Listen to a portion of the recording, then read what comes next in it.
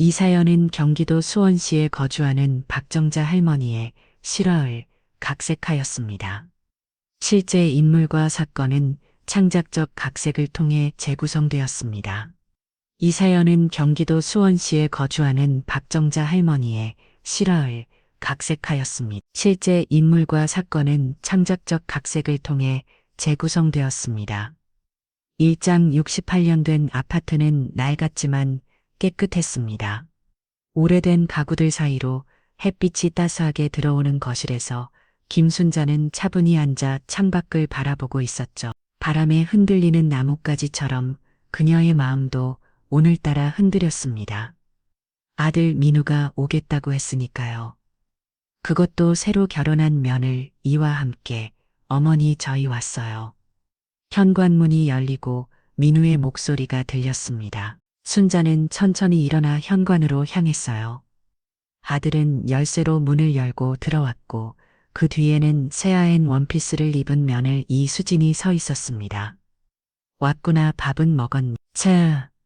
순자는 애써 밝은 목소리로 물었어요. 민우는 고개를 끄덕이며 웃었습니다. 그 미소는 따뜻했어요. 어머니 선물 가져왔어요. 며칠 전 장에서 어머니 좋아하시는 고감 팔길래요. 민우가 손에 든 종이봉투를 건넸습니다. 순자는 마음이 따뜻해졌어요. 아들은 언제나 그녀의 취향을 기억했죠. 고맙구나. 차 한 잔 마실래? 새순 거실 소파에 앉았습니다. 순자는 차를 준비하며 슬쩍 면을 이를 살펴야 수지는 정갈한 모습으로 앉아 집안을 둘러보고 있었습니다. 어머니 집 정말 아늑하네요. 손때 묻은 가구들이 참 따뜻한 느낌이에요. 수진의 말에 순자는 미소 지었습니다. 남들은 낡았다고 할지 몰라도 그녀에게 이 집은 평생의 추억이 담긴 보금자리였으니까요. 고맙구나. 30년 넘게 살다 보니 정이 들었어. 차를 마시며 일상적인 대화가 오갔습니다. 날씨 이야기, 시장 물가 이야기, 동네 소식. 그러다 민우가 조심스럽게 말을 꺼냈어요. 어머니 사실 오늘 드릴 말씀이 있어서 왔어요. 순자는 차잔을 내려놓고 아들을 바라보았습니다. 민우의 눈빛은 진지했어요. 저희가 생각해 봤는데요. 어머니 혼자 계시는 것보다 저희랑 같이 사는 게 어떨까 해서요. 순자의 눈이 커졌습니다. 요즘 세상에 시부모를 모시고 산다는 며느리가 어디 있나요? 같이 살자고 신혼인데. 민우가 수진의 손을 잡았습니다. 수진은 따뜻한 미소로 어머니를 바라보았어요. 어머니, 저희가 이야기 많이 했어요. 요즘 젊은 부부들이 시부모님과 같이 안 산다고 하지만 저는 괜찮아요. 오히려 어머니 지혜도 배우고 싶고 혼자 계시는 것보다 저희가 옆에서 살피는 게 좋을 것 같아서요. 순자는 믿기지 않았습니다. 평소 민우가 효자였지만 신혼부부가 시어머니와 살겠다는 제안은 상상도 못했어요. 정말 그래도 괜찮겠니? 신혼인데 엄마랑 같이 살면 불편할 텐데. 민우가 진지하게 고개를 끄덕였습니다. 어머니, 제가 아직 넉넉하지 않아서 좋은 집 마련해 드리지 못해 항상 마음에 걸렸어요. 이렇게라도 함께 지내면서 효도하고 싶어요. 순자의 눈시울이 붉어졌습니다. 평생 홀로 아들을 키우며 검소하게 살아온 그녀에게 아들의 이 말은 무엇보다 큰 선물이었어요. 어머니, 저도 정말 진심이에요. 면을 이루어서 어머니 모시고 살면서 많이 배우고 싶어요. 수진의 말에 순자는 손을 내밀어 면을 이의 손을 따뜻하게 잡았습니다. 그녀의 마음속에는 오래도록 간직해온 비밀이 떠올랐어요. 평생을 검소하게 살면서 모아온 그 돈에 대해, 베곡인 없는 그 재산에 대해 이제 이 아이들에게 모든 것을 털어놓을 때가 왔을까?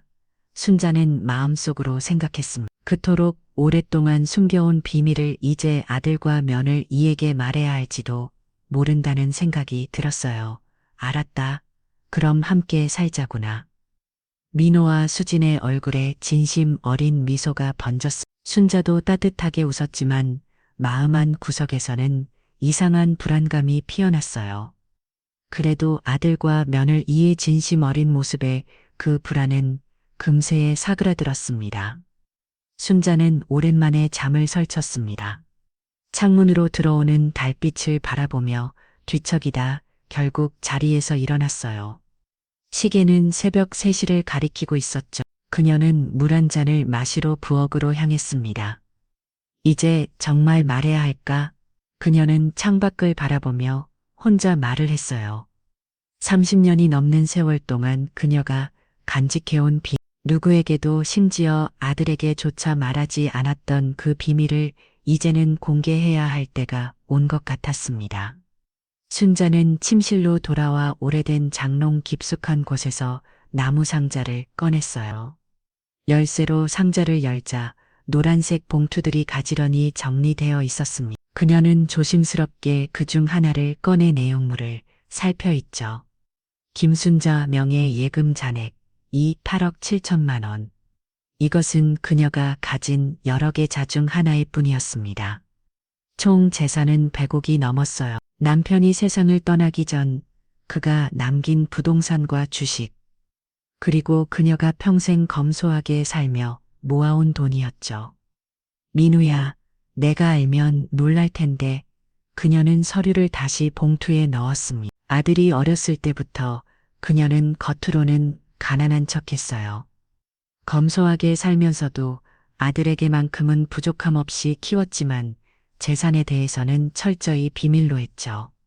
돈이 사람을 변하게 한다는 남편의 말을 믿었기 때문입니다. 아들이 돈보다 중요한 가치를 알게 하고 싶었어요.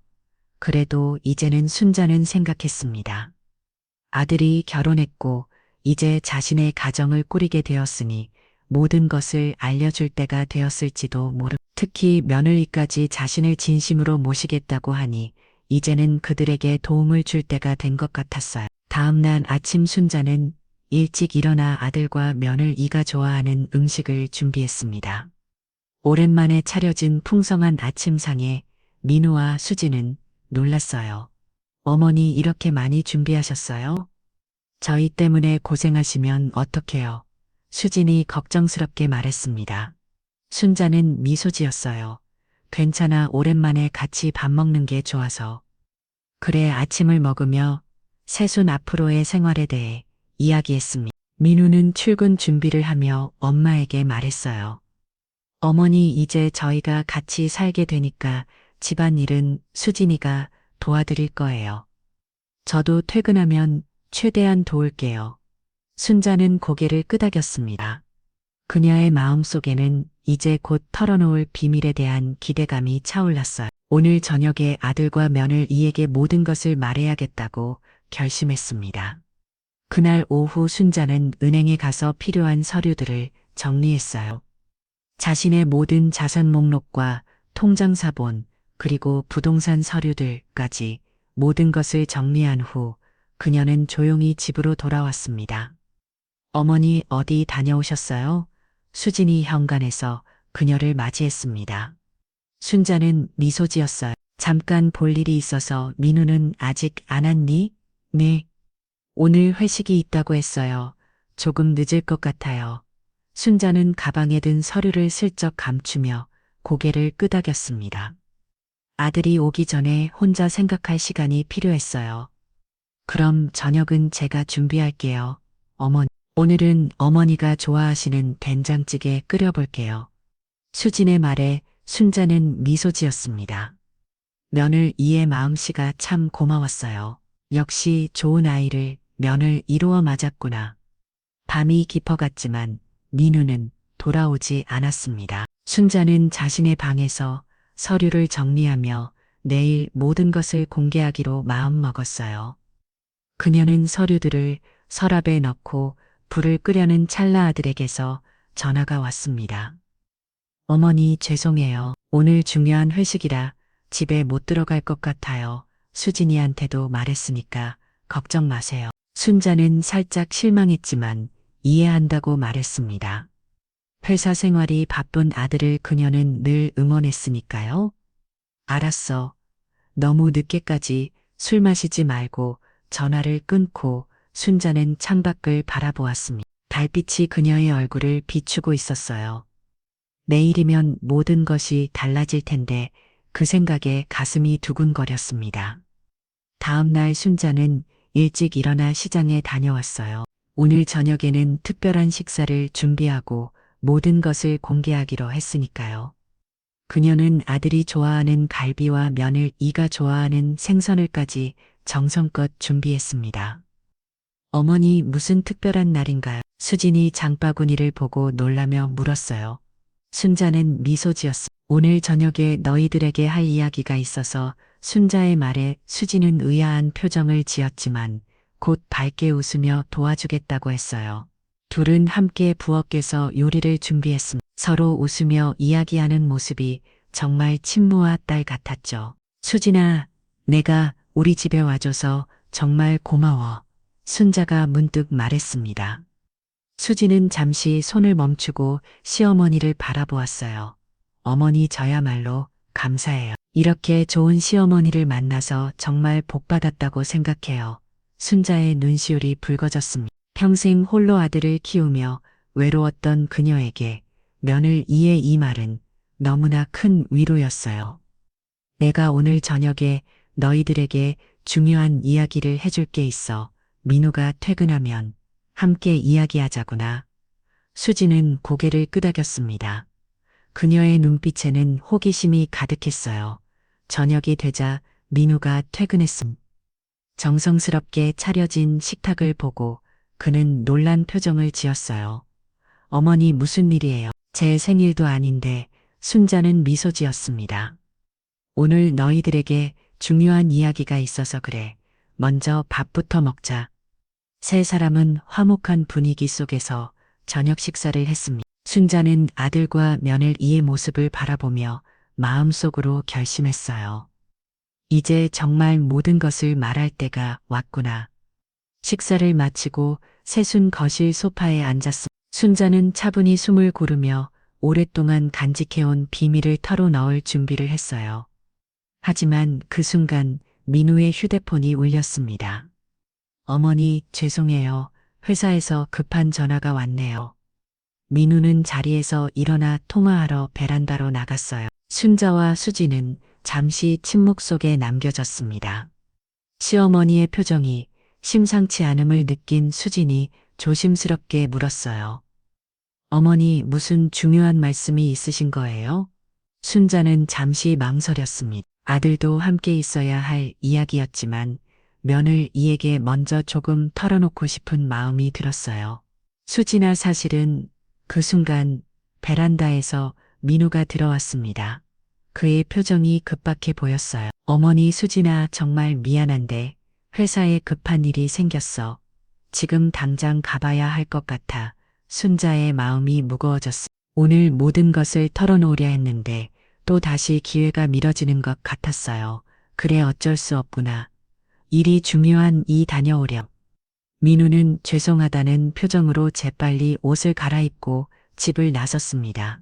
수지는 시어머니를 위로하듯 말했어요. 어머니, 내일 이야기하시면 되죠. 오빠가 일이 바빠서 그래요. 순자는 미소 지었지만 마음 한 구석이 불안했습니다.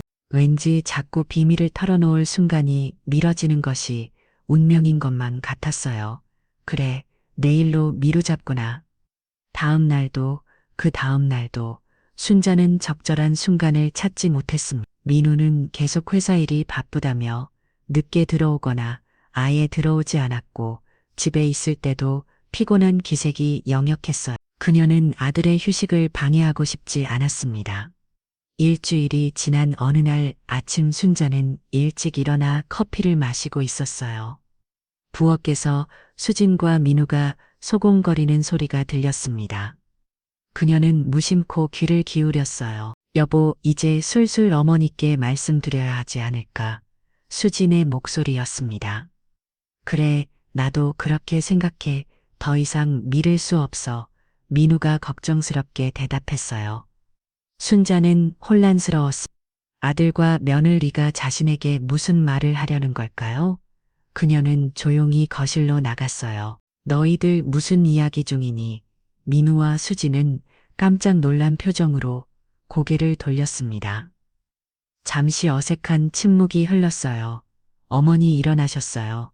아침 준비해 드릴게요. 수진이 서둘러 말했습니다. 아니, 방금 너희가 나한테 할 말이 있다고 했지 않니? 무슨 일이니? 민우와 수진은 서로를 바라보았습니다. 마침내 민우가 입을 열었어요. 어머니, 저희가 사실 어머니께 드릴 말씀이 있어요. 순자는 기다렸습니다. 민우의 표정이 심상치 않았어요. 저희가 이 집에서 둘이 살고 싶어요. 어머니는 다른 곳으로 가주셨으면. 순간 순자는 자신의 귀를 의심했습니다. 아들이 방금 뭐라고 했나요? 뭐라고? 어머니, 저희는 신혼 부부잖아요. 둘만의 공간이 필요해요. 민우가 말을 이었습니다. 순자는 충격의 말을 잇지 못했습니다. 이것이 그토록 자랑스러워했던 아들의 진심이었나요? 무슨 소리니, 민우야? 이 집은 내 집인데. 수진이 나서서 말했습니다. 어머니, 솔직히 말해서 요즘 누가 시부모님이랑 같이 살아요? 저희가 처음에는 좋은 마음으로 제안드렸지만 실제로 생활해보니 너무 불편해요. 순자의 가슴이 무너져 내렸습니다. 불과 일주일 전 자신을 모시고 살겠다며 감동의 눈물까지 보이던 며느리가 이제는 그녀를 내쫓으를 한다며. 그러니까 내가 내 집에서 나가라는 건. 이 순자의 목소리가 떨렸습니다. 민우가 대답했습니다. 어머니, 솔직히 이 집은 어차피 나중에 제가 물려받을 거잖아요. 어머니가 물려줄 재산이라고 이 낡은 아파트 밖에 없으시잖아요. 순자는 그 자리에 얼어붙었습니다. 그녀의 눈에 분노가 일었어요. 그래서 그게 너희가 나를 내쫓을 이유가 된다고 생각하니? 수진이 냉정하게 말했습니다. 어머니, 현실적으로 생각해 보세요. 주변의 반지와 원룸도 괜찮은 게 많아요. 월세도 그리 비싸지 않고. 순자는 벌떡 일어났습니다. 그녀의 눈에서 불꽃이 튀었어요. 내가 평생 검소하게 살면서 너를 키웠는데 이제 와서 날 반지하로 내쫓으려고. 민우야, 내가 정말 그런 아들이었나? 민우는 잠시 당황한 듯 했지만 이내 목소리를 높였습니다. 어머니, 저도 이제 제 인생을 살아야 해요. 항상 어머니 눈치 보며 살았어요. 이제는 제 가정을 꾸릴 차례라고. 그래서 너희 가정을 꾸는데 방해가 된다고 생각하는 거니? 내가 순자의 목소리가 떨렸습니다. 수진이 차갑게 말했어요. 솔직히 말해서 어머니가 계시면 저희는 진짜 신혼부부처럼 살 수 없어요. 누가 요즘 시부모님 모시고 살아요? 순자는 마치 가슴에 칼이 꽂힌 것 같았습니다. 그녀는 벌벌 떨리는 손으로 탁자를 집었어요. 내가 그렇게 물려줄 재산도 없는 엄마라서 미안하구나. 그래, 내가 나갈게. 하지만 민우야, 내가 이렇게 나올 줄은 정말 몰랐다. 민우는 어머니의 눈을 피했습니다. 어머니, 너무 심각하게 생각하지 마세요. 그냥 현실적인 문제일 뿐이에요. 순자는 분노로 가득 찬 눈으로 아들을 바라보았습니다. 현실적? 그래, 너희에게는 내가 그저 물려줄 낡은 아파트 하나 가진 늙은이뿐이지. 민우야, 내가 이렇게 차가운 사람인 줄 몰랐다. 수진이 짜증스럽게 말했어요. 어머니, 너무 과장하시는 거 아니에요? 그냥 독립하라는 거지 관계를 끊자는 게 아니잖아요. 독립, 내가 내 집에서 쫓겨나는 게 독립이라고 생각하니? 순자가 소리쳤습니다. 민우가 한숨을 쉬며 말했어요. 어머니, 이제 와서 이러시면 저희도 난처해요. 사실 저희는 이미 어머니 방을 아이 방으로 꾸밀 계획도 세웠어요. 그 말에 순자는 완전히 무너졌습니다. 아들이 자신의 존재를 이미 지워버렸다는 사실이 그녀를 잘 망시켰. 언제까지 나가길 바라니? 순자의 목소리는 이제 차갑고 담담했습니다. 민우가 대답했어요. 가능하면 이번 주말까지요. 저희가 가구도 새로 사고 싶고. 순자는 묵묵히 고개를 끄덕였습니다. 그녀의 마음속에서는 그토록 아들에게 알려주려 했던 비밀이 다시 깊숙이 묻혀갔어요. 말하지 않길 정말 잘했구나. 알았다. 내일 당장 나갈 테니 걱정 말아라. 순자는 방으로 들어가 문을 꽝 닫았습니다. 그녀의 눈에서는 분노의 눈물이 흘러내렸어요. 하지만 그 눈물 뒤에는 이제 강한 결심이 서 있었습니다. 순자는 자신의 방에 들어와 문을 닫았습니다. 창가에 서서 바깥을 바라보며 깊은 숨을 내쉬었어요. 눈물이 그녀의 뺨을 타고 흘러내렸지만 이내 그녀의 눈빛은 달라졌습니다. 분노와 결의가 섞인 눈빛이었죠. 어떻게 이럴 수가. 그녀는 침대에 앉아 손으로 얼굴을 가렸습니다. 30년이 넘게 키운 아들이, 그토록 사랑했던 그 아들이 이제 자신을 집에서 쫓아내려 한다는 사실이 믿기지 않았어요. 순자는 흐릿한 시화로 방안을 둘러보았습니다. 그리고 갑자기 결심한 듯 일어났어요. 이제 끝이다. 그녀는 장롱을 열고 나무 상자를 꺼냈습니다. 열쇠로 상자를 열자 노란색 봉투들이 가지런히 정리되어 있었어요. 그녀는 서류들을 꺼내 살폈습니다. 100억이 넘는 재산에 관한 서류들이었죠. 순자는 휴대폰을 들고 번호를 눌렀습니다. 박 실장님, 저 김순자입니다. 지금 만나고 싶은데 가능할까요? 1시간 후 순자는 강남의 한 커피숍에서 중년 남성을 만났습니다. 그는 그녀의 재산을 관리해주는 신뢰할 수 있는 재무관리사였어요. 김 여사님, 갑자기 무슨 일이십니까? 박 실장이 물었습니다. 순자는 차분한 목소리로 말했어요. 제가 강남의 고급 오피스텔을 구입하고 싶어요.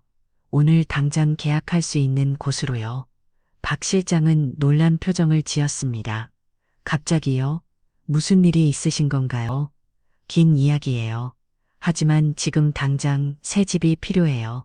최고급으로 알아봐 주세요. 박 실장은 고개를 끄덕이고 전화를 몇 통 걸었습니다. 그리고 1시간 뒤 그들은 강남의 한 고급 오피스텔 모델 하우스에 있었어요. 이곳은 방금 분양을 시작한 초특급 오피스텔입니다. 즉시 입주 가능하고 모든 가구와 가전제품이 최고급으로 갖춰져 있습니다. 순자는 모델하우스를 둘러보았습니다. 넓은 창문으로는 강남의 아름다운 전경이 펼쳐졌고 최신식 인테리어와 가구들이 고급스러움을 뽐내고 있었어요. 그녀는 결심했습니다. 여기로 할게요. 지금 바로 계약하고 싶어요. 가격이 20억 원인데 괜찮으시겠습니까? 분양 담당자가 물었습니다. 순자는 냉정하게 대답했어요.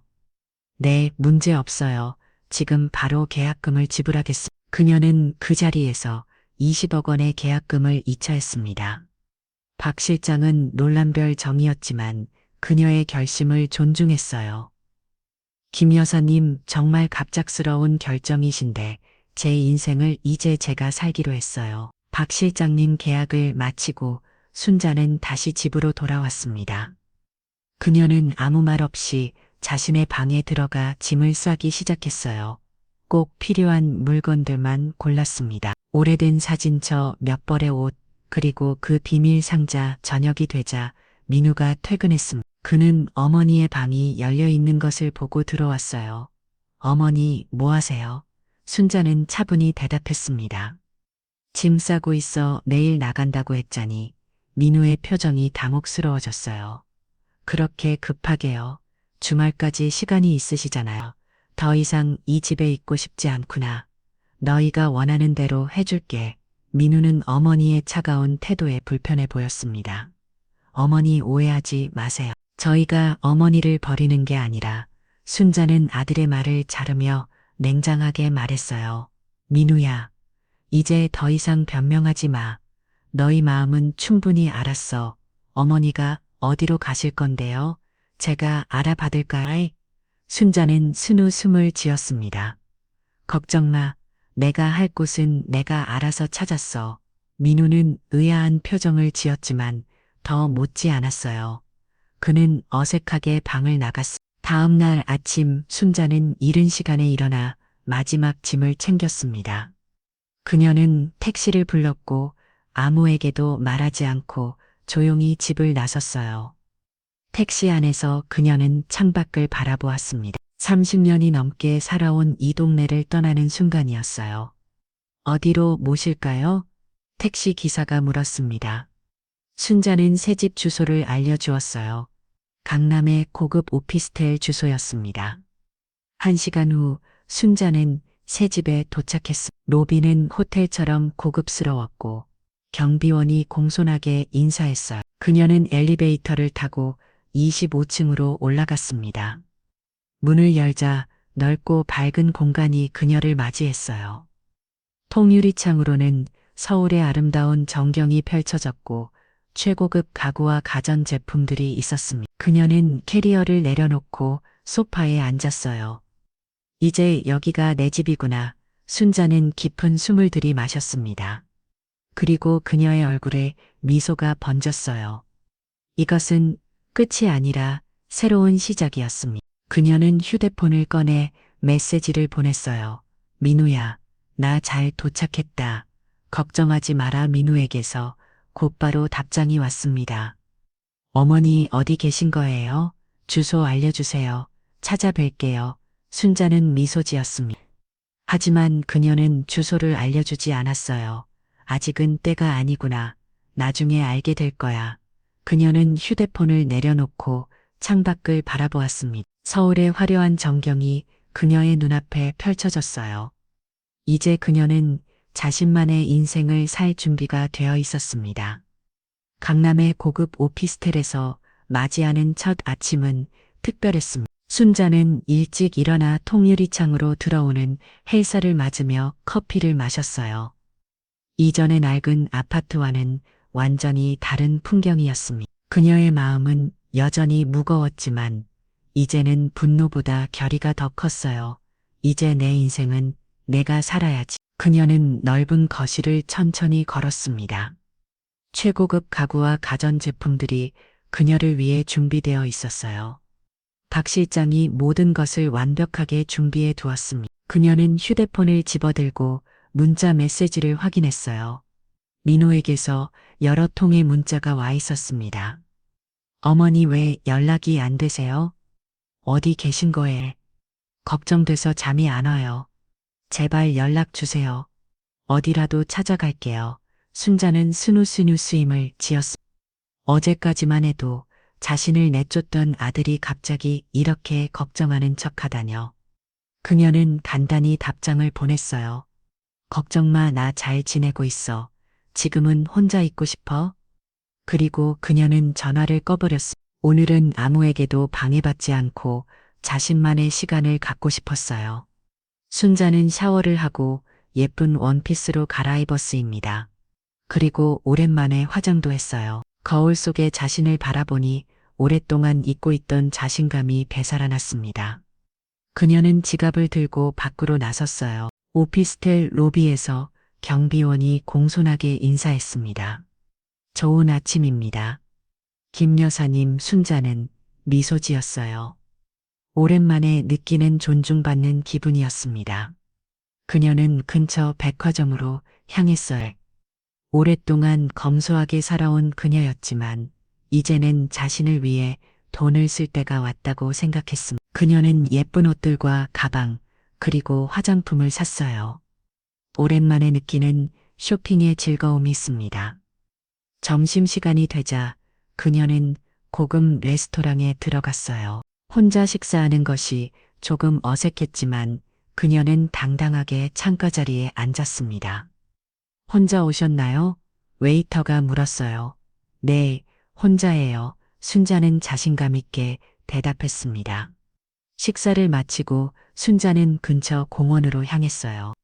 벤치에 앉아 사람들을 구경하며 생각에 잠겼습니다. 그녀의 휴대폰이 다시 울렸어요. 박 실장이었습니다. 김 여사님 편하게 정착하셨나요? 네, 고마워요. 모든 게 완벽해요. 여사님 재단 설립권에 대해 말씀드리려고 연락드렸습니다. 변호사와 이야기해 봤는데 빠르면 다음 주에 절차를 시작할 수 있을 것 같아요. 순자는 고개를 끄덕였습니다. 그녀는 자신의 재산 중 상당 부분을 교육재단 설립에 사용하기로 결정했어요. 홀로 아이를 키우는 어머니들을 돕는 재단이었습니다. 좋아요. 최대한 빨리 진행해 주세요. 대화를 마치고 순자는 다시 걷기 시작했습니다. 갑자기 그녀의 눈에 익숙한 얼굴이 들어왔어요. 오랜 친구 미경이었습니다. 그녀는 잠시 망설였지만 이내 다가가 말을 걸었어요. 미경아, 미경은 놀란별 정으로 순자를 바라보았습니다. 순자야, 여기서 뭐해? 두 사람은 카페에 앉아 이야기를 나눠잤습니다. 순자는 모든 것을 털어놓았어요. 아들과 며느리에게 배신당한 일, 그리고 새로운 집으로 이사한 일까지. 그래서 강남에 오피스텔을 샀다고. 너 정말 대단하다. 미경이 감탄했습니다. 이제 내 인생을 살기로 했어. 민우는 더 이상 내 아들이 아니. 미경의 표정이 심각해졌어요. 하지만 순자야, 아무리 그래도 그건 내 아들이잖아. 순자는 창밖을 바라보았습니다. 나도 알아. 하지만 지금은 그를 용서할 수 없어. 시간이 필요해.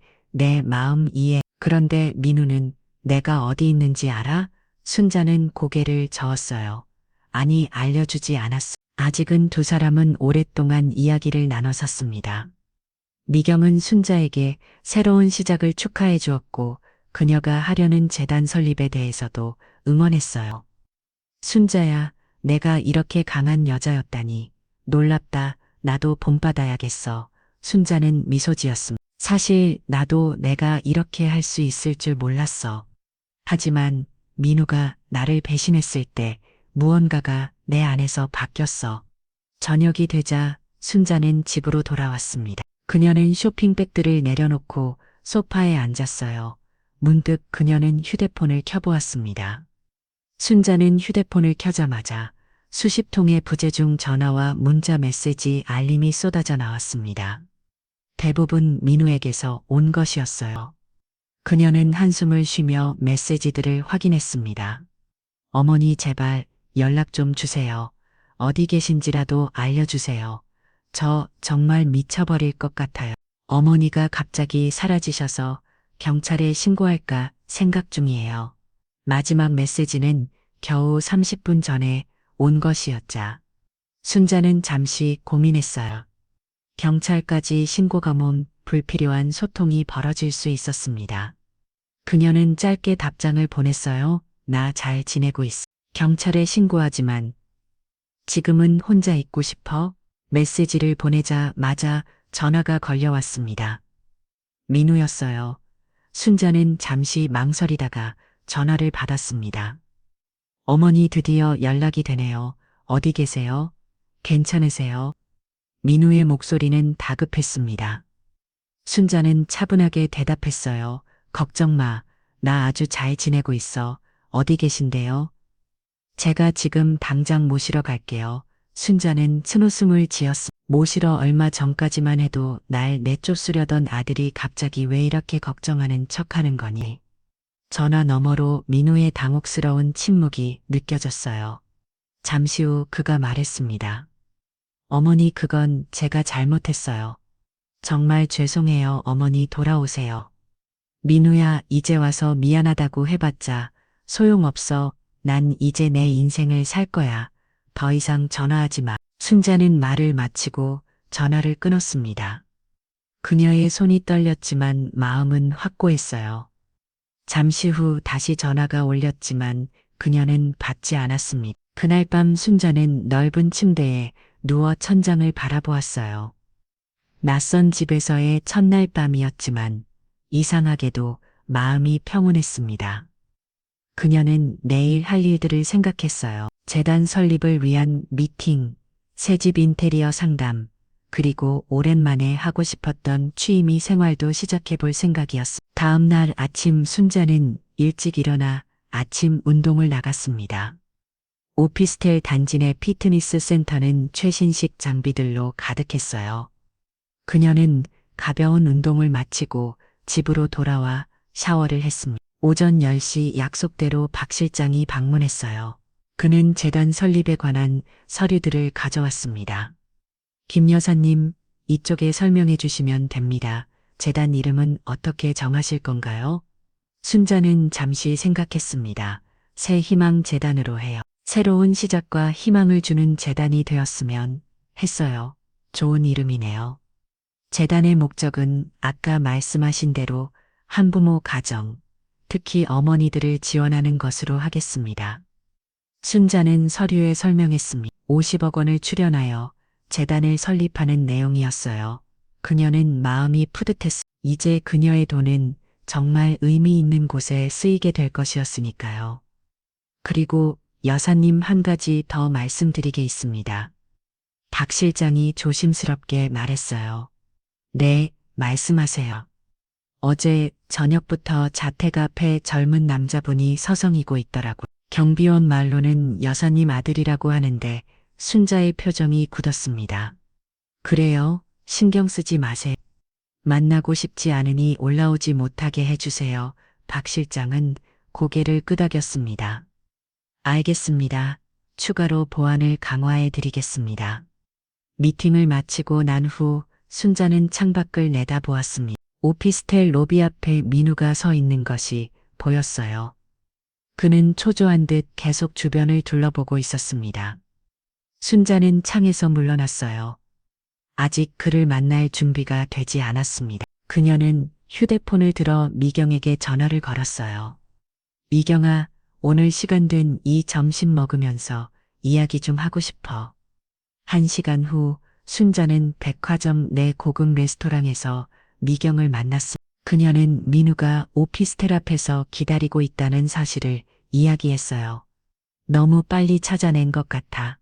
아마 내가 강남으로 이사했다는 걸 알게 된 것 같아. 미경은 걱정스러운 표정으로 말했습니다. 그래도 순자야 언젠가는 만나야 하지 않을까? 아무리 그래도 내 아들인데. 순자는 창밖을 바라보았어요. 알아. 하지만 지금은 아니야. 그 아이가 나한테 어떻게 했는지 잊을 수 없어. 그럼 언제 만날 생각이야? 순자는 잠시 생각했습니다. 아직 모르겠어. 하지만 한 가지는 확실해. 이제 민우는 내가 얼마나 부자인지 알게 될 거야. 그리고 그 돈을 결코 그에게 주지 않을 거라는 것도. 미경은 놀람별적으로 친구를 바라보았어요. 와, 너 정말 달라졌. 이전에 순자는 아들을 위해 무엇이든 희생할 준비가 되어 있었는데 사람은 변해 특히 배신당했을 때는. 점심을 마친 후 순자는 미경과 함께 쇼핑을 했습니다. 그녀는 오랜만에 값비싼 옷과 보석을 샀어요. 그동안 검소하게 살면서 자신을 위해 돈을 쓴 적이 거의 없었기 때문에 이 경험은 그녀에게 새로웠습니다. 순자야, 그 목걸이 정말 예쁘다. 한번 해봐. 순자는 미경이 추천한 다이아몬드 목걸이를 목에 걸어보았습니다. 거울에 비친 자신의 모습이 낯설었어요. 하지만 그녀는 그 모습이 마음에 들었습니다. 살게 그녀는 결정했어요. 점원이 놀람별적으로 가격표를 보여주었습니다. 2천만 원입니다만 순자는 담담하게 카드를 꺼냈어요. 괜찮아요. 미경은 감탄했습니다. 와, 이제 진짜 부자 되었네. 순자는 미소 지었지만 그 미소 뒤에는 쓸쓸함이 숨어 있었어요. 그녀는 이 모든 것을 아들과 함께 나누고 싶었습니다. 하지만 이제 그건 불가능했어요. 쇼핑을 마치고 집으로 돌아가는 길, 순자는 갑자기 발걸음을 멈추었습니다. 그녀의 눈앞에 민우가 서 있었어요. 그는 지친 표정이었지만 어머니를 보자 눈이 반짝였습니다. 어머니 순자는 얼어붙었습니다. 그녀는 아직 준비가 되지 않았어요. 하지만 이제 피할 수 없었습니다. 왜 여기 그녀는 차갑게 물었어요. 어머니를 찾고 있었어요. 정말 걱정했다고요. 민우가 다가왔습니다. 순자는 한걸 물어섰어요. 걱정 나를 반지하로 내쫓으려던 아들이. 민우의 얼굴이 창백해졌습니다. 어머니, 그건 정말 죄송해요. 제가 잘못했어요. 이제 와서 미안하다고 해봤자 소용없어. 가버려, 민우야. 난 이제 혼자 잘 살 거야. 순자는 말을 마치고 민우를 지나쳐 걸었습니다. 하지만 민우가 그녀의 팔을 잡았어요. 어머니, 제발요. 대화라도 해요. 어떻게 갑자기 강남에 오피스텔을 사고 이런 고급 보석을 하고 계신 거예요? 어머니가 돈이 없으시다고. 순자는 차갑게 미소 지었습니다. 그래, 너는 그렇게 생각했지. 그리고 그래서 나를 내쫓았고 민우의 얼굴이 혼란스러워 보였어요. 대체 무슨 일이 있었던 거에? 순자는 깊은 숨을 내쉬었습니다. 민우야, 내가 모르는 것이 많아. 하지만 이제 날 필요도 없어. 난 이제 내 인생을 살 거야. 너도 내 인생 살아. 그녀는 말을 마치고 돌아섰어. 뒤에서 민우가 그녀를 부르는 소리가 들렸지만 그녀는 돌아보지 않았어요. 그녀의 마음은 단단했어. 이제 그녀는 자신만을 위한 삶을 살 것이었으니까요. 순자는 집으로 돌아와 현관문을 닫았습니다. 그녀의 심장이 여전히 빠르게 뛰고 있었어요. 민우야의 예상치 못한 만남은 그녀를 동요시켰습니다. 쇼핑백들을 내려놓고 그녀는 소파에 깊이 몸을 묻었어요. 창밖으로는 서울의 야경이 펼쳐지기 시작했습니다. 어쩌면 좋지. 그녀는 한숨을 내쉬었습니다. 아들의 눈에서 본 혼란과 절박함이 머릿속을 맴돌았어요. 하지만 동시에 그가 했던 말들, 자신을 내쫓던 순간의 차가운 태도도 잊을 수 없었습니다. 어머니가 물려줄 재산이라고는 이 낡은 아파트뿐이시잖아요. 그 말이 귀가에 생생하게 울렸어요. 초인종 소리가 그녀의 생각을 깨뜨렸습니다. 순자는 긴장했어요. 민우가 따라왔을까? 그녀는 조심스럽게 인터폰 화면을 확인했습니다. 다행히 민우가 아니라 박 실장이었어요. 김 여사님, 죄송합니다. 급한 서류가 있어서 들렀습니다. 순자는 문을 열었습니다. 박 실장은 정중하게 인사하며 서류 봉투를 건넸어요. 재단 설립을 위한 추가 서류입니다. 그리고 그는 잠시 망설이다 말을 이었습니다. 아드님이 로비에서 기다리고 계세요. 올라오지 못하게 했습니다만 계속 기다리겠다고 하시네요. 순자의 표정이 굳었습니다. 고마워요. 박 실장님, 아들은 신경 쓰지 마세요. 경비에게 돌려보내라고 하세요. 그래도 아드님이, 순자는 단호하게 말했어요. 그는 더 이상 내 아들이 아닙니다. 내보내세요. 박 실장은 놀란 표정이었지만 고개를 끄덕였습니다. 알겠습니다. 여사님, 서류에 서명을 마친 후 순자는 창가로 다가갔습니다. 멀리서 민우가 경비원과 이야기하는 모습이 보였어요. 그는 몇 번이나 고개를 줬더니 결국 떠나지 않고 로비 소파에 앉았습니다. 순자는 커튼을 닫았어요. 끈질기구나. 그녀는 침실로 들어가 샤워를 했습니다. 따뜻한 물이 그녀의 긴장을 조금 풀어주었어요. 샤워를 마치고 나온 그녀는 다시 휴대폰을 확인했습니다. 민우에게서 수십 통의 메시지가 와 있었어요. 어머니, 제발 저 좀 만나주세요. 단 5분만이라도 이야기 나눌 수 있게 해주세요. 어머니가 이렇게 부자셨다면 왜 그동안 말씀 안 하신 거예요? 마지막 메시지에 순자의 분노가 치솟았습니다. 그녀는 답장을 보냈어요. 민우야, 내가 부자가 아니었을 때는 날 반지하로 내쫓더니 이제 와서 내가 돈이 있다니까 만나자고. 더 이상 연락하지 마. 메시지를 보내고 그녀는 휴대폰을 무언으로 바꿔왔습니다. 오늘 밤은 평화롭게 보내고 싶었어요. 다음 날 아침 순자는 일찍 일어나 요가로 하루를 시작했습니다. 그녀는 오랫동안 하고 싶었던 취미 생활을 이제야 즐길 수 있었어요. 요가를 마치고 그녀는 휴대폰을 확인했습니다. 밤새 민우에게서 더 많은 메시지가 와 있었어요. 어머니, 제가 잘못했어요. 제발 한 번만 더 기회를 주세요. 수진이와 저 모두 정말 반성하고 있어요. 어머니, 돈 때문이 아니에요. 정말 죄송해서 그래요. 순자는 차갑게 웃었습니다. 돈 때문이 아니라. 그럼 왜 갑자기 이렇게 열심히 찾는 거니?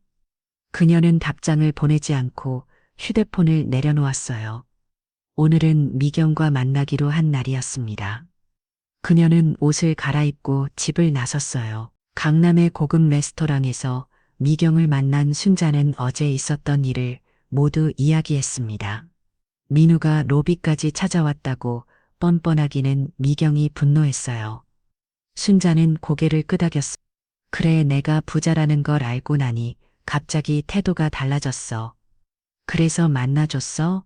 아니, 경비에게 내보내라고 했어. 하지만 계속 메시지를 보내고 있어. 미경은 순자의 손을 잡았습니다.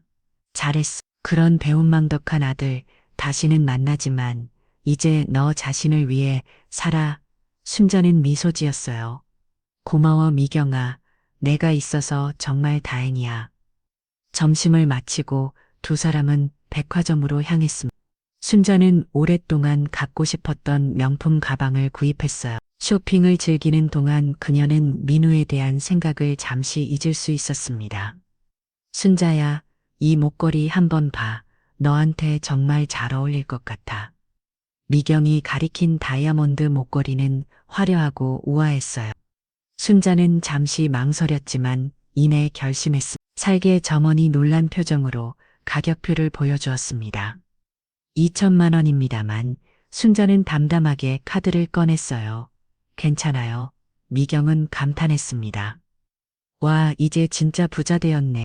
순자는 미소 지었지만 그 미소 뒤에는 복잡한 감정이 숨어 있었어요. 평생을 검소하게 살아온 그녀에게 이런 사치는 여전히 낯설었습니다. 하지만 이제 그녀는 자신을 위해 살기로 결심했어요. 쇼핑을 마치고 집으로 돌아가는 길 순자는 갑자기 발걸음을 멈추었습니다. 그녀의 눈앞에 민우가 서 있었어요. 그는 지친 표정이었지만 어머니를 보자 눈이 반짝였습니다. 어머니 순자는 얼어붙었습니다. 그녀의 눈빛이 차갑게 변했어요.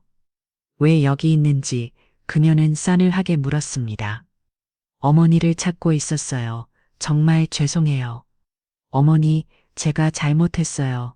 민우가 간절하게 말했어요. 순자는 비웃듯 웃었습니다. 잘못 뭐가 잘못인데 나를 반지하로 내추려 치려했던 거 아니면 내가 돈이 있다는 걸 알고 이렇게 찾아온 거 아닙니다. 어머니, 돈 때문이 아니에요. 정말 제가 잘못했다는 걸 깨달았어요. 순자는 차갑게 말했습니다. 민우야, 이제 와서 연기하지 마. 내가 진짜 모습은 이미 봤어. 어머니가 물려줄 재산이라고 이 낡은 아파트밖에 없으시잖아요. 그 말 기억나니 민우의 얼굴이 창백해졌습니다. 어머니, 그때는 제가 정신이 나갔었나 봐요. 정말 죄송해요. 미안하다고 해서 모든 게 용서되는 건 아니야. 넌 내가 평생 희생하며 키운 아들이야. 그런 너에게 버림받았어. 그 상처가 얼마나 큰지 알기나 해. 민우는 고개를 숙였습니다. 어머니, 이제 그만 가려. 다시는 나를 찾아오지 마. 내가 더 이상 내 아들이 아니니까. 순자는 말을 마치고 민우를 지나쳐 걸었습니다. 뒤에서 민우가 그녀를 부르는 소리가 들렸지만 그녀는 돌아보지 않았어요.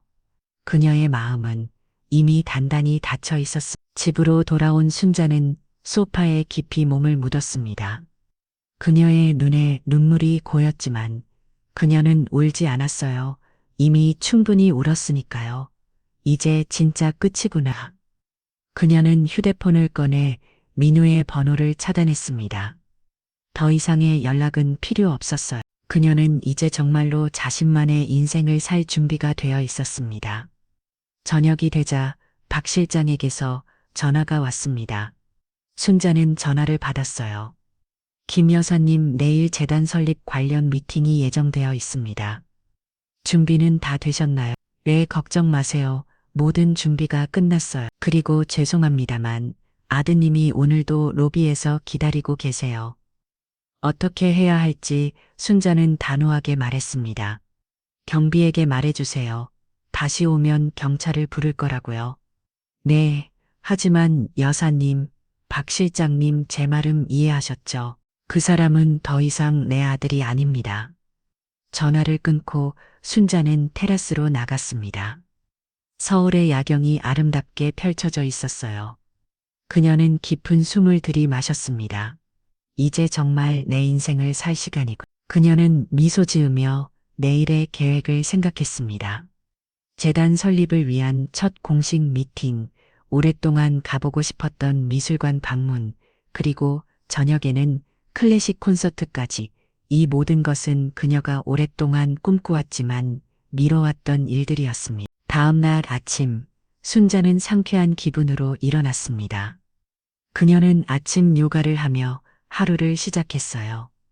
요가를 마치고 샤워를 한 후 그녀는 재단 설립을 위한 서류들을 검토했습니다. 새 희망 재단은 그녀의 새로운 삶의 중요한 부분이 될 것이었어요. 그녀는 이 재단을 통해 자신처럼 홀로 아이를 키우는 어머니들을 돕고 싶었습니다. 하지만 자신의 아알처럼 배은망덕한 자식들은 도울 가치가 없다고 생각했어요. 새로운 시작이야. 순자는 깊은 숨을 내쉬었습니다. 그녀는 이제 진정한 자유를 느꼈어요. 아들에 대한 집착과 의무감에서 벗어나 오직 자신만을 위한 삶을 살 준비가 되어 있었습니다. 그녀의 얼굴에 결연한 미소가 번졌습니다. 이제 그녀의 인생은 새로운 장을 열고 있었어요. 그리고 그 이야기는 오직 그녀 자신만의 것이었습니다. 이른 아침 순자는 재단 설립을 위한 미팅 준비를 하고 있었습니다. 오늘은 새 희망 재단 설립을 위한 첫 공식 미팅이 있는 날이었어요. 그녀는 거울 앞에서 단정한 정장 차림을 점검했습니다.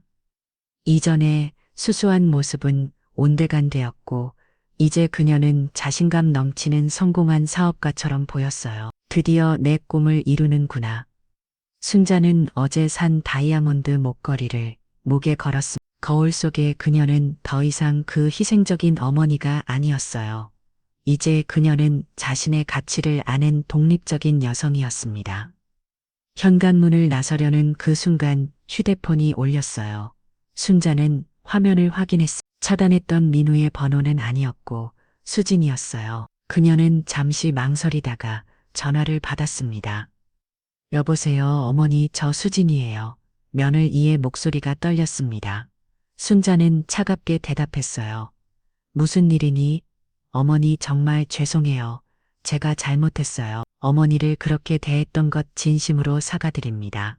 순자는 쓴웃음을 지었습니다. 수진아, 너도 민우처럼 내가 돈이 있다는 걸 알고 태도를 바꾼 건 이 아닙니다. 어머니 정말 제가 잘못했다고 생각해서 순자는 수진의 말을 자르며 냉정하게 말했어요. 더 이상 연기하지 마. 누가 요즘 시부모님 모시고 살아요. 라고 했던 건 누구였지? 날 반지하로 내쫓으려 했던 것도 넣었어. 수진의 흔을 끼는 소리가 들렸습니다. 어머니, 정말 죄송해요. 제발 한 번만 만나주세요. 직접 사과드리고 싶어요. 필요 없어. 너희를 용서할 생각 없으니까 더 이상 연락하지 마. 순자는 말을 마치고 전화를 끊었습니다. 그녀의 마음은 흔들리지 않았어요.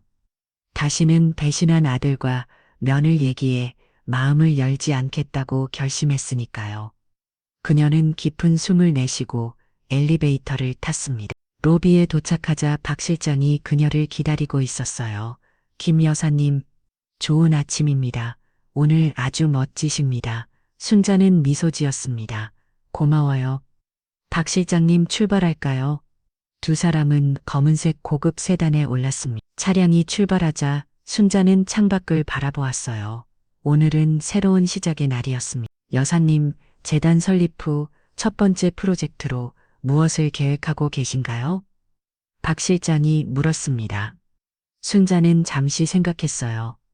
한부모 가정의 자녀들을 위한 장학금 제도를 만들고 싶어요. 그리고 홀로 아이를 키우는 어머니들을 위한 직업 교육 프로그램도요. 훌륭한 계획이십니다. 오늘 미팅에서 그 부분도 논의할 예정입니다.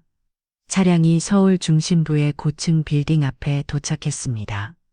순자는 깊은 숨을 들이마시고 차에서 내렸어요. 빌딩 로비는 고급스러웠고 직원들이 공손하게 인사했습니다.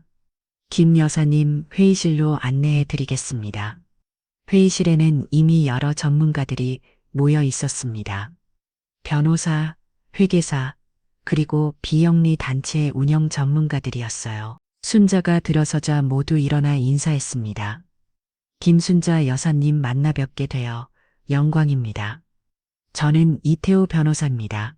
미팅이 시작되었습니다. 순자는 재단의 목표와 비전에 대해 이야기했어요. 그녀의 목소리는 자신감으로 가득했고 모든 사람들이 그녀의 말을 귀를 기울였습니다. 저는 이 재단을 통해 홀로 아이를 키우는 어머니들에게 진정한 희망을 주고 싶습니다. 제가 겪었던 어려움을 다른 어머니들은 겪지 않았으면 해요. 2시간 동안의 미팅이 성공적으로 마무리되었습니다. 모든 절차가 순조롭게 진행되었고 재단은 한 달 안에 공식 출범할 수 있을 것이라는 확신을 얻었어요. 김 여사님, 정말 훌륭하셨습니다. 박 실장이 칭찬했습니다. 순자는 미소 지었어요. 고마워요. 오랫동안 꿈꿔온 일이니까요. 미팅을 마치고 순자는 점심을 먹으러 고급 레스토랑으로 향했습니다.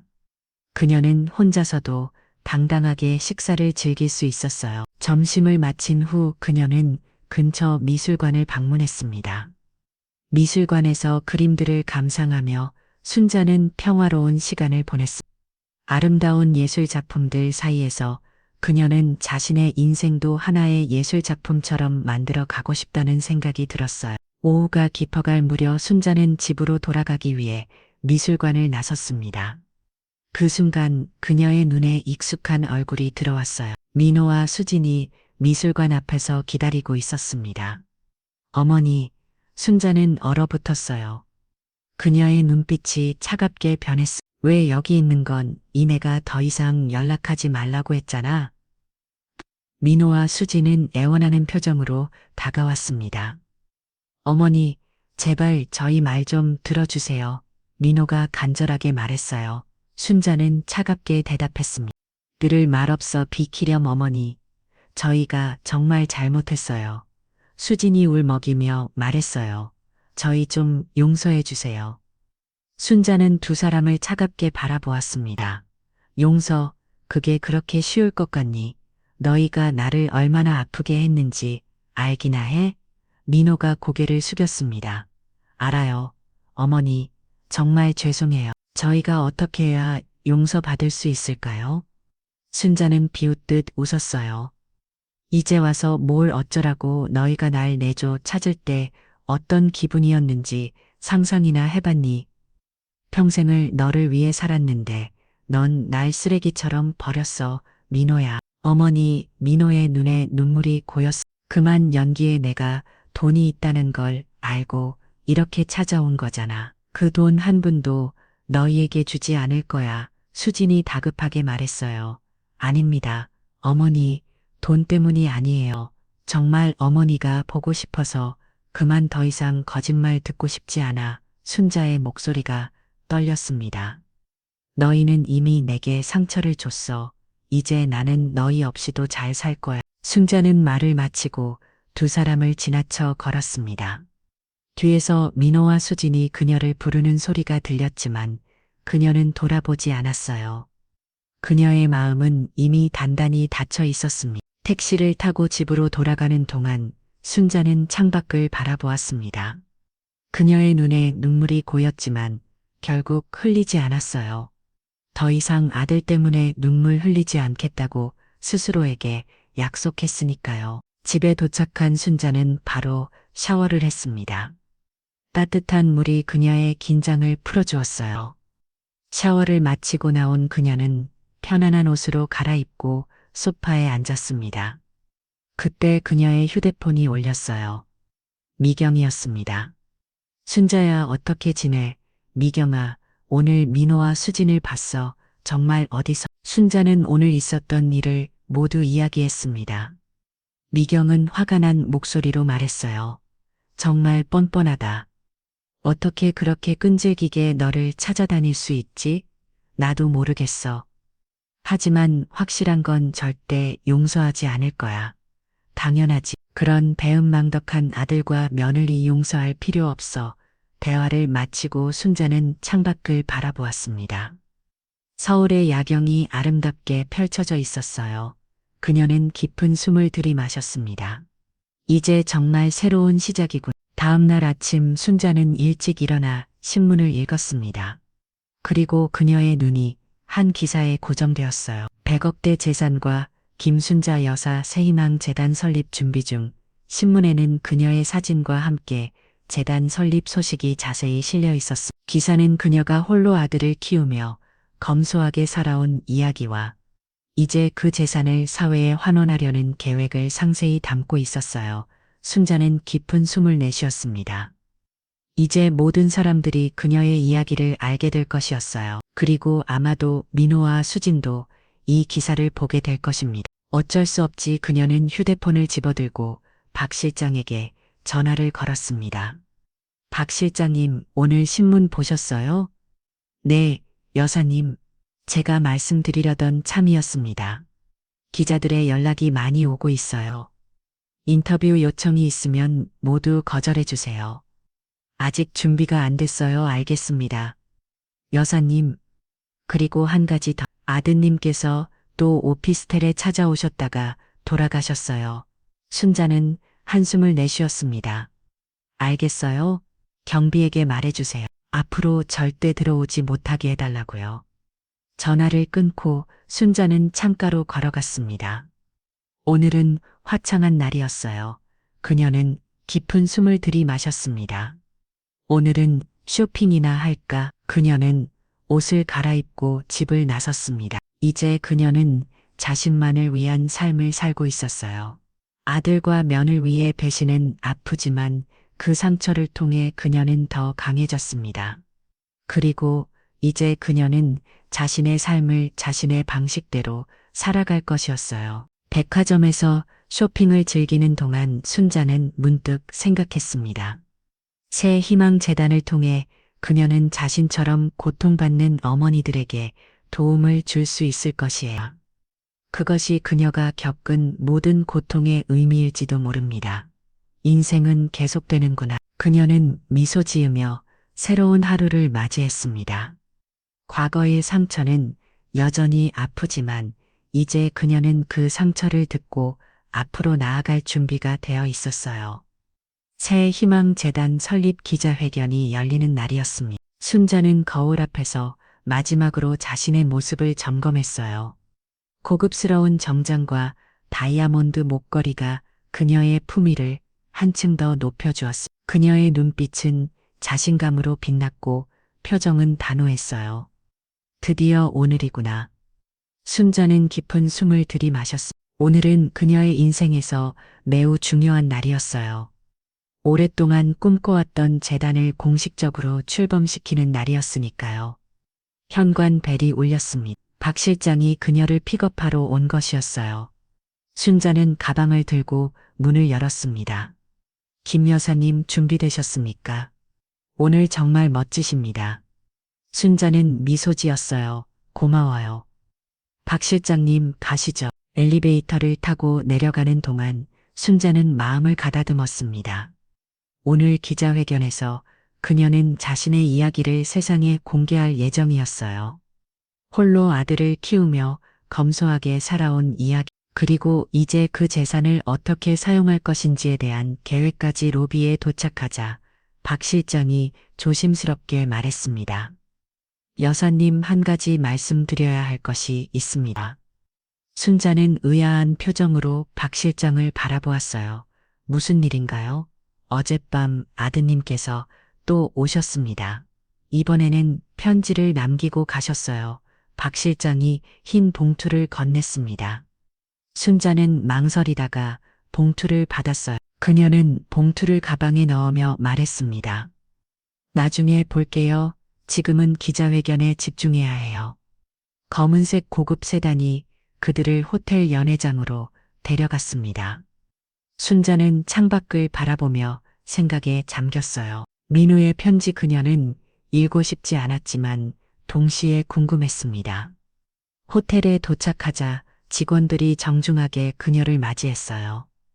연회장으로 가는 길에 그녀는 준비된 대기실에서 잠시 쉬었습니다.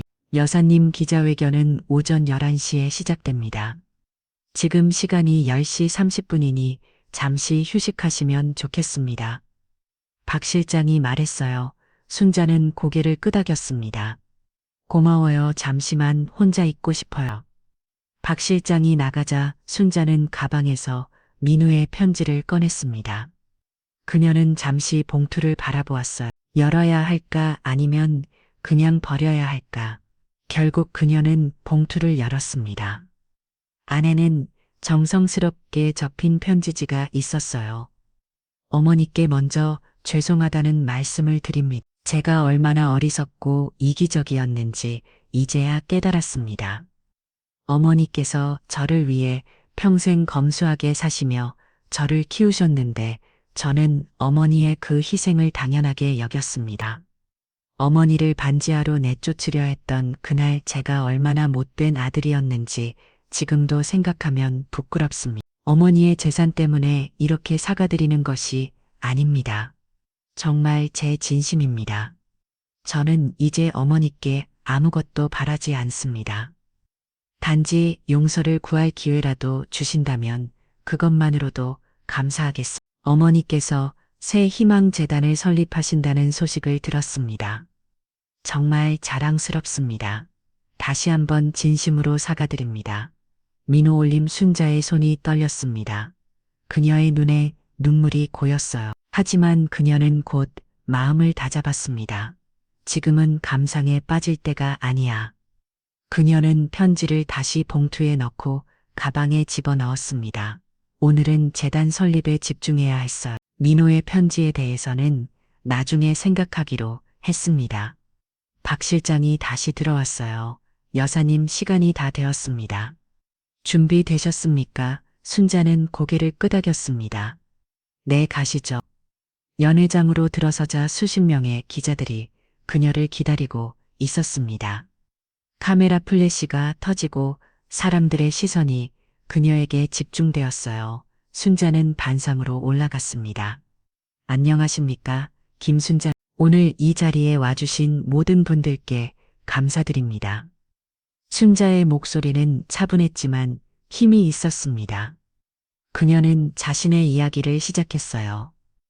저는 30년 전 남편을 잃고 홀로 아들을 키우기 시작했습니다. 남편이 남긴 재산과 제가 평생 검소하게 살며 모은 돈으로 이제 새 희망재단을 설립하게 되었습니다.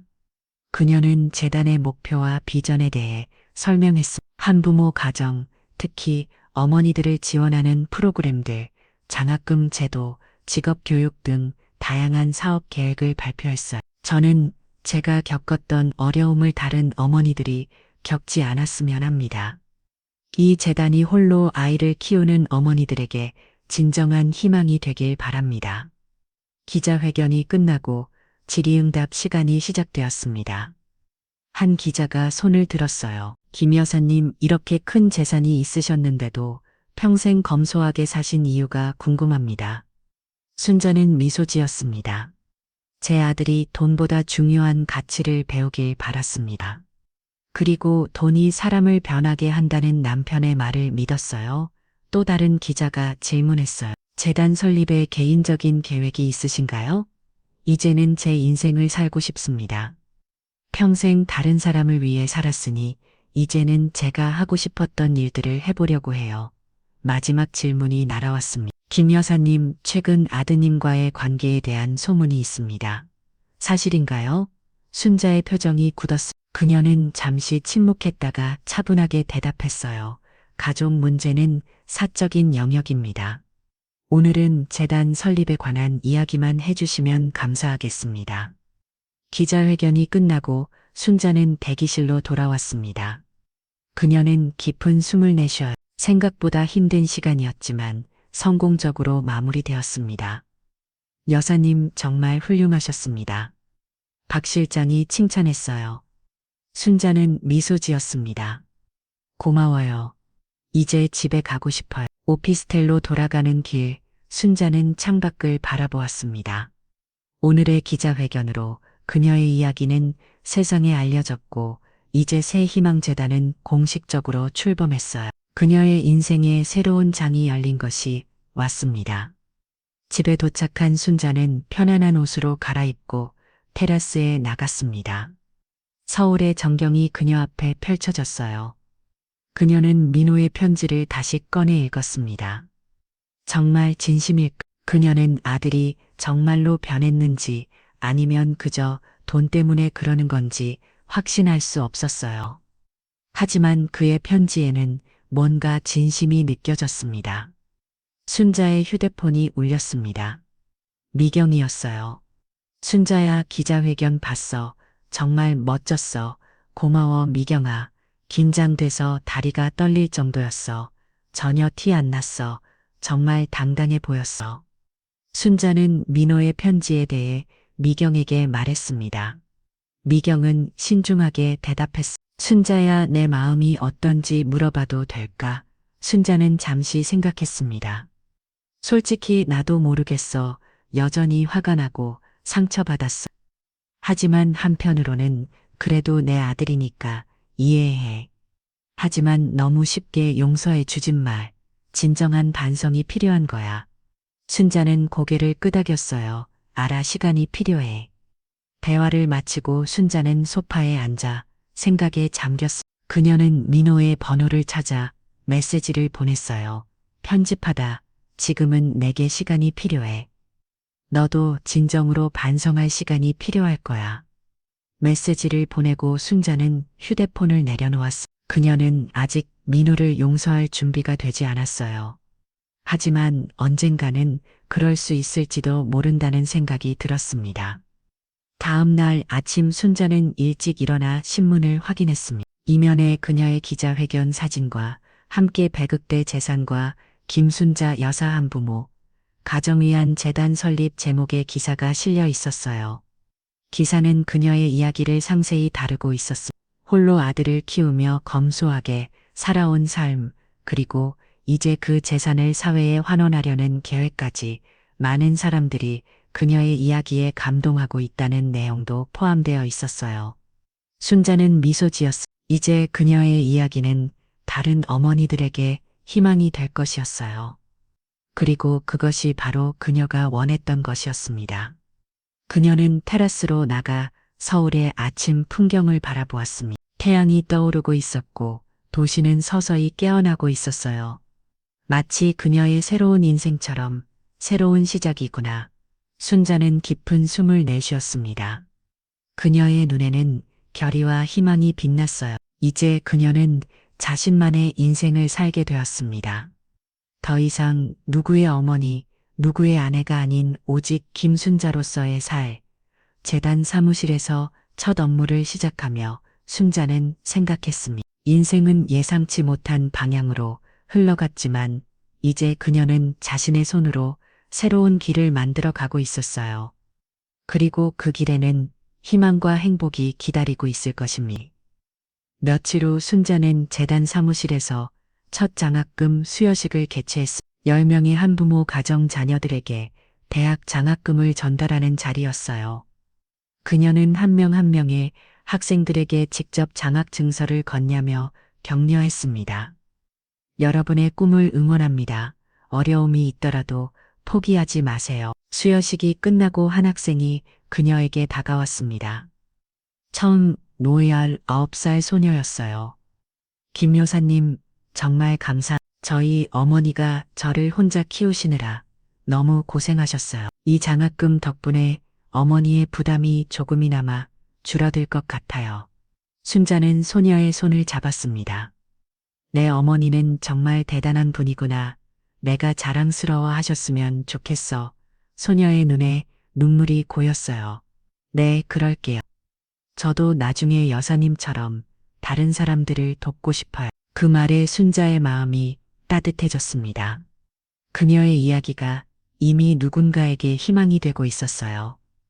그리고 그것이 바로 그녀가 원했던 것이었습니다. 사무실로 돌아온 순자는 창밖을 바라보았습니다. 서울의 하늘이 맑았어요. 그녀는 민호의 얼굴이 떠올랐습니다. 아직 그를 용서할 준비는 되지 않았지만 언젠가는 가능할지도 모르겠다는 생각이 들었어요. 시간이 해결을 주겠지. 순자는 미소 지으며 새로운 하루를 시작했습니다. 이제 그녀의 인생은 그녀 자신의 것이었고 그녀는 그 인생을 의미 있게 살아갈 준비가 되어 있었어요. 배곡의 주인공은 바로 나 자신이었구나. 그녀는 다시 한번 깊은 숨을 들이마셨습니다. 그리고 앞으로 나아갔습니다. 새로운 희망을 향해, 새로운 시작을 향해